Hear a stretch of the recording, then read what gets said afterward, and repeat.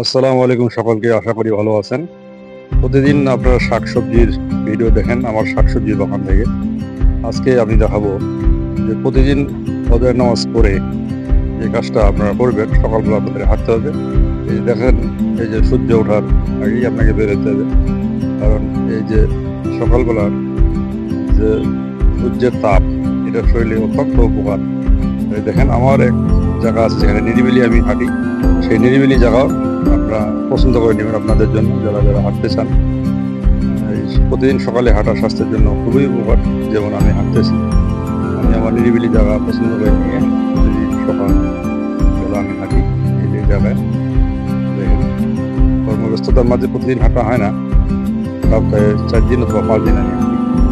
আমরা একজন মানুষের শরীরে হাঁটা খুব জরুরি। যাই যদি সুস্থ থাকতে চান, ভালো থাকতে চান, তাহলে প্রতিদিন সবজি খান, এবং সবজির পাশাপাশি এক্সারসাইজ খুবই গুরুত্বপূর্ণ।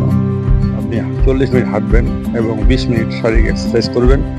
বিভিন্ন পার্টে আপনি এক্সারসাইজ করবেন, যেমন হাত, পা, আপনার মুখমণ্ডল ঘোরানো, সব বিষয়ে আপনি পরবর্তী ভিডিওতে দেখতে পাবেন। আগে প্রাথমিকভাবে আজকের এই ভিডিও ছাড়লাম। সকলকে ধন্যবাদ আমার ভিডিওটি দেখার জন্য। আসসালাম।